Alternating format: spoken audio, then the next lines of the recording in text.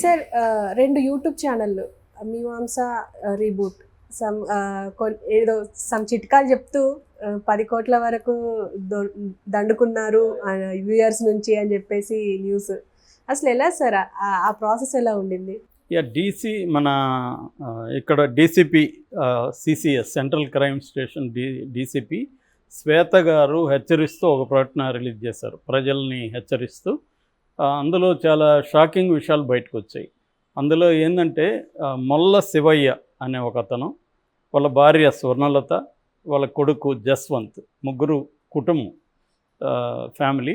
వీళ్ళకి ఒక అడ్వకేటు శ్రీనివాస్, వీళ్ళు నలుగురు కలిసి ఒక దందా స్టార్ట్ చేశారు. అదేంటంటే ఇప్పుడంతా యూట్యూబ్ల ప్రపంచం కాబట్టి వీళ్ళు కూడా అప్డేట్గా ఉన్నారు. సో వీళ్ళు ఒక మీమాంస అని రీబూట్ అని 2 యూట్యూబ్ ఛానల్స్ స్టార్ట్ చేశారు. ఈ ఛానళ్ళల్లో ఈ శివయ్య ఏమో ఆయుర్వేద నేచురోపతి డాక్టర్ లాగా ఆయన అవతారం ఎత్తాడు. సో అందరికీ కూడా ఆయుర్వేదానికి సంబంధించి మీమాంస వెల్నెస్ పేరుతో మాకు సెంటర్ ఉంది, మేము యోగా, ఆయుర్వేదం, నేచురోపతి ఇవన్నీ నేర్పిస్తున్నాం, ట్రైనింగ్ ఇస్తున్నాం, దీనికి మేము ఇంకా ఎక్స్ట్రా సెంటర్స్ పెడుతున్నాం, దీనికి మేము ఇన్వెస్ట్మెంట్ కూడా ప్లాన్ చేస్తున్నాము, దాంట్లో మీరు 50% పెడితే మేము 50% ఇస్తాం, మీకు 200% లాభాలు వస్తాయి అనేది నమ్మించాడు. ఫస్ట్ ఏమో ఈ వెల్నెస్, ఈ చిట్కాలు, డబ్బు సంపాదించడం ఎలా, ఇవన్నీ నేర్పిస్తూ వచ్చాడు.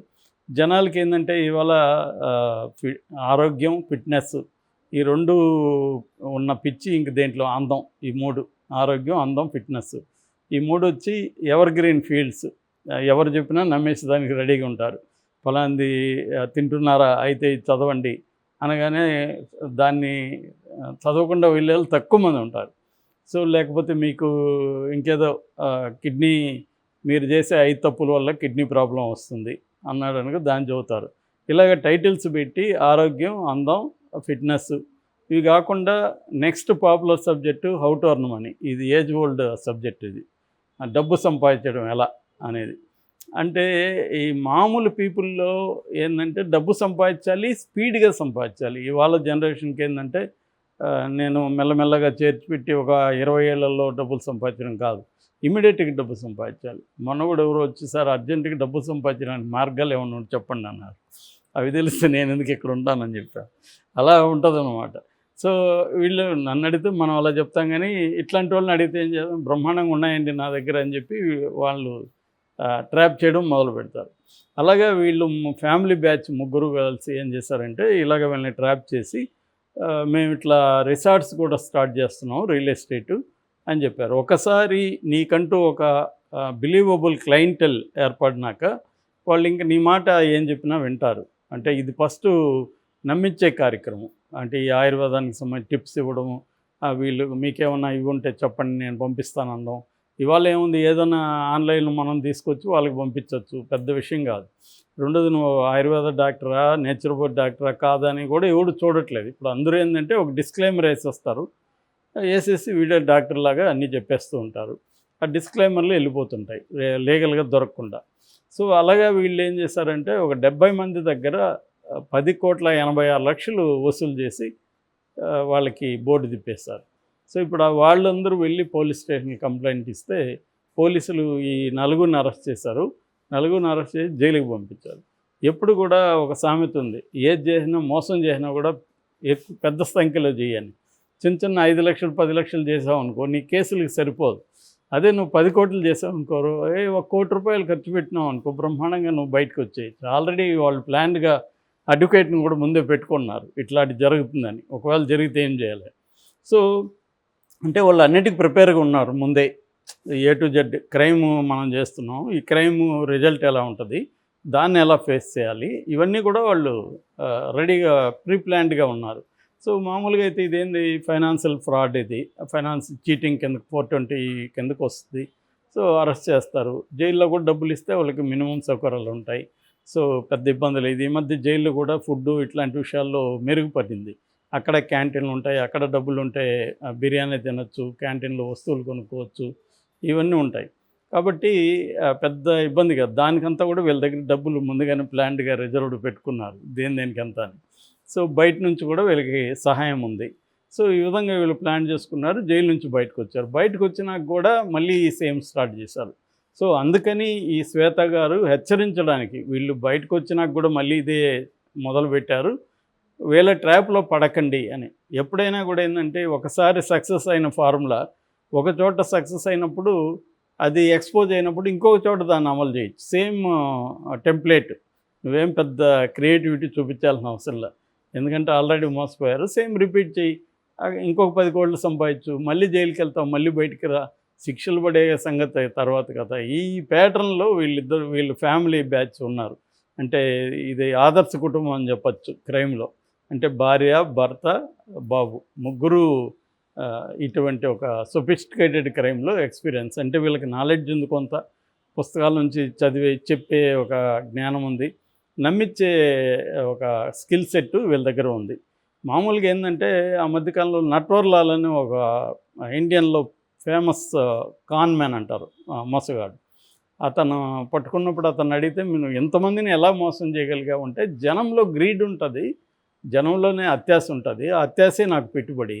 సో ఎవరికైనా మనం నిజాలు చెప్తే వాడు నమ్మడు. అదే నువ్వు 100 రూపాయలు ఇస్తే నేను 6 మంత్స్లో నీకు 300 ఇస్తానన్నావు అనుకో, వాడు 100 అంటే వాడు ఎక్కడో అప్పు చేసన్నా 1,00,000 రూపాయలు తీసుకొచ్చి మన చేతులు ఇస్తాడు. అది కూడా బిగినింగ్లో కొంత ఇవ్వాలి వాళ్ళకి. వాళ్ళ డబ్బుల్లో నుంచే ఇస్తూ ఉంటే చాలు. లేదు నెలకి నేను 10 రూపాయలు వడ్డీ ఇస్తాను. ఈ మధ్య కూడా మా ఫ్రెండ్ వాళ్ళు కూడా మోసపోయారు.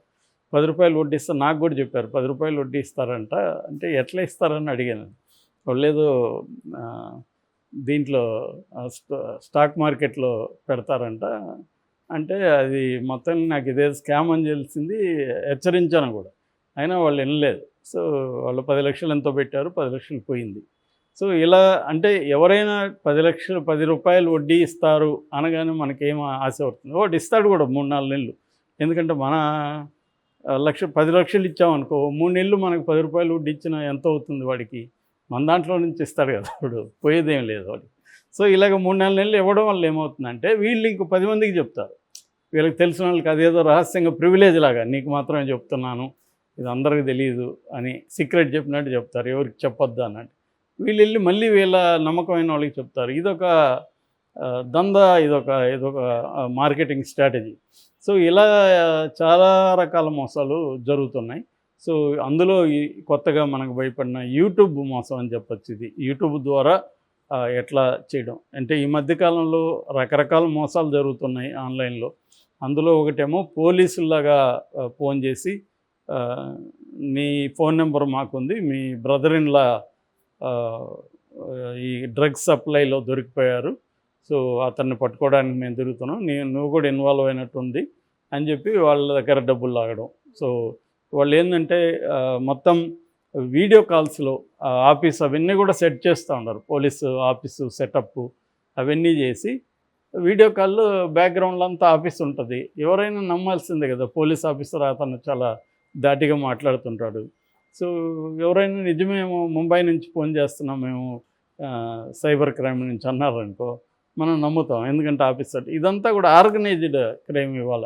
రెండోది, ఈ ముంబై సెటప్ అంతా కూడా వేరే దేశాల్లో ఉంటుంది. అందుకని మనకి ఈ మధ్య కూడా వైజాగ్లో కూడా ఇలాగో బ్యాచ్ని తీసుకెళ్ళి కూడా ఫోర్స్ఫుల్గా పనిచేస్తున్నారు అక్కడ. So human trafficking. సో ఇది పెద్ద ఎత్తున జరుగుతుంది. వాళ్ళని పట్టుకోవడం కూడా కష్టం, ఎందుకంటే వేరే దేశాల్లో ఉంటారు. ఆఫ్ఘనిస్తాను, పాకిస్తాను, రష్యానో ఇలాంటి దేశాల్లో ఉంటారు. సో అలా అక్కడికి వెళ్ళి వీళ్ళు ఇక్కడ నుంచి పోలీసులు వెళ్ళి అక్కడ పట్టుకోవడాలు ఇవన్నీ సాధ్యమయ్యే పని కాదు. సో అందుకని ఏంటంటే బాధితులే జాగ్రత్తగా ఉండాలి. ముఖ్యంగా ఎవరైనా వచ్చి ఇలాగా మీరు ఎంత పెట్టండి మీకు ఎంత వచ్చేస్తుంది, ఈ ల్యాండ్ స్కాములు కూడా ఇలాగే జరుగుతున్నాయి. ల్యాండ్ అక్కడ ఒకటి ఉంది, వెంచర్ ఉంది, మీరు కానీ మేము ఓన్లీ 20 మందికి మాత్రమే ఇస్తున్నాము, అది మన ఫ్రెండ్ చెప్పాడు కాబట్టి మీకు ఇస్తున్నాము, ఇలాగ మార్కెటింగ్ ఉంటుంది. సో ఆ మధ్య అలాంటి దానికి కూడా దానికి నేను వెళ్ళొచ్చాను మా ఫ్రెండ్తో. సో వాళ్ళు ఏంటంటే వాళ్ళ ఆఫీసు సెటప్ అట్టహాసంగా బ్రహ్మాండంగా ఉంటుంది, 3 అంతస్తుల ఫ్లోరు, ఇదంతా చూడగానే ఇదేదో పెద్ద వెంచర్ అనిపిస్తుంది. ఇదంతా కూడా నమ్మించడానికి చేసే సెటప్ అనమాట. సో వెళ్ళి ఆ ల్యాండ్ కూడా చూపిస్తారు. అంతా తీరా చూస్తే ఆ డాక్యుమెంట్లో ఒక క్లాజు మా ఫ్రెండ్ పట్టుకున్నాడు. అదేంటంటే act of God. Act of God వల్ల ఏదైనా అయితే మేము వీలేమని. అంటే వాళ్ళు ఏంటంటే వితిన్ 1 ఇయర్లో మీరు ₹1,00,00,000 పెడితే మీకు 75 లక్షలు ఎక్స్ట్రా వేసిస్తారు అనేది. సో కానీ యాక్ట్ ఆఫ్ గాడ్ కింద వీలేమని అంటే లీగల్గా వాళ్ళు జాగ్రత్త తీసుకుంటున్నారు. సో రేపొద్దున యాక్ట్ ఆఫ్ గాడ్ అంటే ఏంటి, మా డైరెక్టర్కి హార్ట్ అటాక్ వచ్చింది, అది కూడా యాక్ట్ ఆఫ్ గాడ్ కాబట్టి వీళ్ళేమో అని పెడతారు, నువ్వు కోర్టులో ఫైట్ చేసుకుంటూ ఉండాలి. సో ఇట్లా రకరకాల స్కాములు జరుగుతున్నాయి. మనకేంటంటే ₹1,00,00,000 పెడితే సడన్గా ₹1,00,00,000 వచ్చేయాలి, లేకపోతే 2 ఇయర్స్లో పెట్టుబడికి డబ్బులు వచ్చేయాలి. ఇలాగ ప్రతి ఒక్కరికి ఏంటంటే ఎక్కువ డబ్బులు రావాలి, స్పీడ్గా రావాలి.